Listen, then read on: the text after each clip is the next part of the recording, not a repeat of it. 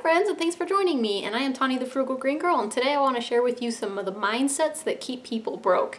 Now before I go on, I just want to say there is a chance that some of this could have some tough love in it, but it is important to know that when we're trying to move on with something, we're trying to grow or change, sometimes it is necessary to acknowledge that we have an issue. And so a lot of these actually came from issues that I had either heard myself having or I've seen, in other people that's actually holding them back. And so I wanted to identify them so that we could better know what they are to help us move on. Hopefully that makes sense. So the mindsets that keep people broke. The first one would be the work hard, spend hard mentality. And this is, well, I worked hard, so I want to buy this or that or the next thing. And this is definitely a mentality that keeps people broke because it keeps them constantly buying things because they feel like they've been working so hard that they want to keep up with how hard they've worked. So you work really hard and you buy all these things and then you end up with nothing to show for it except for, maybe some depreciating assets. So the second one is very closely tied to it, and it's the entitled sort of mentality. It's the I deserve. I deserve this because I've got this job, or I've worked this hard, or whatever the reason may be. The entitled mentality definitely keeps us spending money on things, and it keeps us broke in the long run, unfortunately. The next one is the I can afford it mentality. I can afford it, I can go ahead and buy new furniture, I can buy this car, whatever. The thing is, if we don't have the money to pay for it, we really can't afford it. So if we have the cash to pay for something, then by all means, we can afford it. But if we're like, oh, well, I can afford it, I can put this on my credit card, or I can afford, say, the payments, these aren't really being able to afford them. The first thing is if we don't have the cash, then we really, again, can't afford it. And if we're counting on saying that we can afford the payments, we don't really know what the future holds.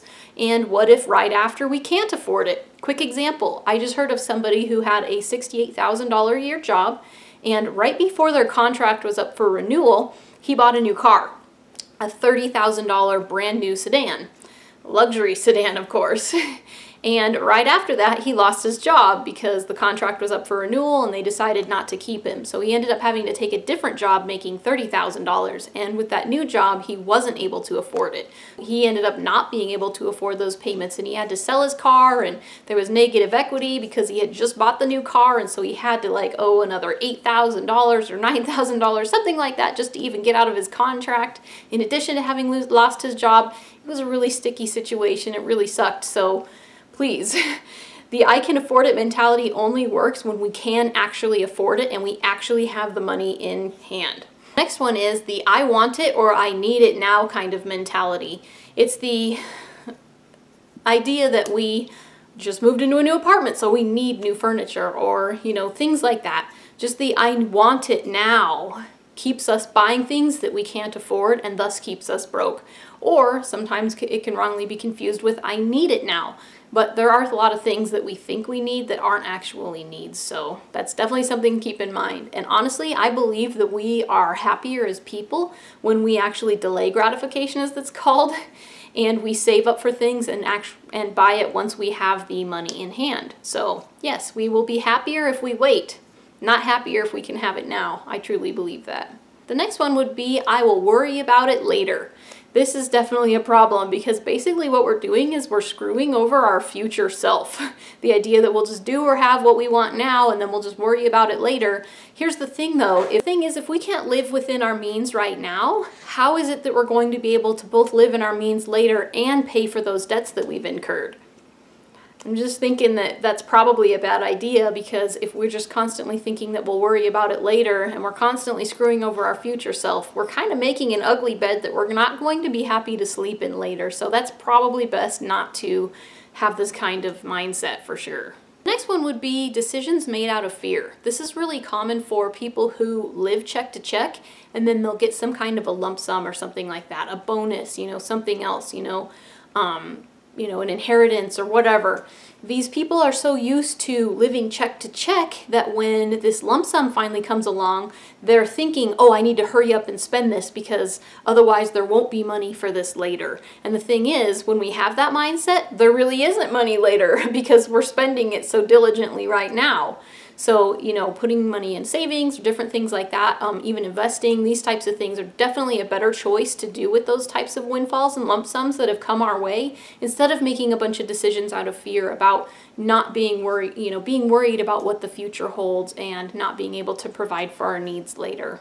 The next one is there is always enough money. And this is a mentality that usually people learn as a child. This comes from when they were growing up. Their parents always seemed to have enough money. Whenever there was an emergency, they just took care of it. Whenever this child had some sort of need, something came up from school, whatever. Anything that came along or came up their way, the parents just took care of it and made it happen. The child doesn't know that probably there were times when this, family who had to work harder, they had to work overtime, or maybe they were going into debt for this. All they saw is that there was always money. And so we grow up thinking that there will always be money for us too, not really realizing our reality that there really isn't enough money. That, when we have emergencies, we are just going into debt, which means we aren't really able to, take care of these. So this one isn't the people's fault. It's definitely something that people, need to sort of grow out of and sort of realize that the reality is that there's really only enough money when we make it that way, and that debt doesn't really make it to where there is always enough money. Number 8 is, this is too confusing for me and I will never be able to figure it out. And this is totally wrong. Personal finance is actually more simple than a lot of people seem to think. This is something that everybody can figure out.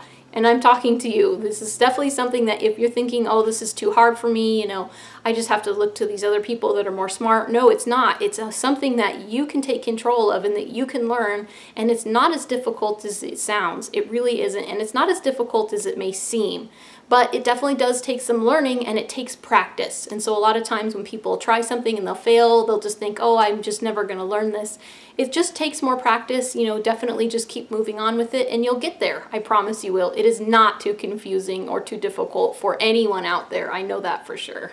The next one is, it's my money, so therefore it's my business. And the problem with this is these people tend to, pretend things are okay, or they'll hide, things like this. And so, it's definitely important to know that when we're doing something in secret and we know that, something would get us into trouble in real life, or if somebody else were to find out, that's usually an indication that the thing that we're doing isn't good. So especially if this is in a relationship situation, this idea of it's my money, it's my business, isn't right to have, because the things that we make in our, decisions that we make in our lives will affect the other people. If I say, well, I'm just going to buy this and I don't care what they think, that's less money that we both get to live on. And so, it is all of our business. It's the whole family. It's just definitely something that we don't want to be pretending that things are okay when they're not, or hiding things that we are doing that we shouldn't be. The next one is, I need to look, I need to drive, I need to live a certain way. And there's definitely a fine line here. People who have like professional jobs or whatever, they need professional clothes and things in order to, have that job. That's definitely, a legit reason. But if we're doing it to show off, or because we're, concerned about what people are going to think of us, these types of things, this is going to keep us broke. We don't need to show off for people we don't know, and we definitely don't need to, care about what people think, especially if it's people that we don't even know or care about. So don't keep yourself broke over what other people think, or, for the sake of constantly showing off, because having a life that feels good on the inside is definitely better than a life that looks good on the outside. Number 11 is the idea that money is evil. Now, I will say that the love of money is evil. A lot of people have done some really evil things in history and over time because they have made some bad decisions, because of their greed and things like that. But money itself is just an object, just like any other object, and it isn't evil by itself. It's, what we think of it or what we do with it that could be evil. The next one is my dad, my mom, my grandparents, my husband, my wife, anyone like that. These people will take care of me, and so therefore I don't need to do it myself. Unfortunately, this isn't always the case. When we're young and we think, oh, daddy will just take care of us, there is a time when we grow up and realize that daddy isn't going to always be able to take care of us, or, our husband isn't always the one who has to make all of the income. We can contribute to, or, our wife, or again, our grandparents, whoever it is that we've become dependent on to take care of us. that isn't always consistent to be there. And there are times when, you know, that may not be enough and we may need to be able to supplement. So, you know, growing and helping to be more independent and having more of a can-do kind of attitude and I'm going to do what needs to get done sort of thing will definitely help keep us from being broke and get us out of the situation where we have to depend on those people in the first place. So yeah, this one definitely is actually fairly easy to overcome. Number 13 is the idea that debt is just the minimum payment. The minimum payment is not all that debt is.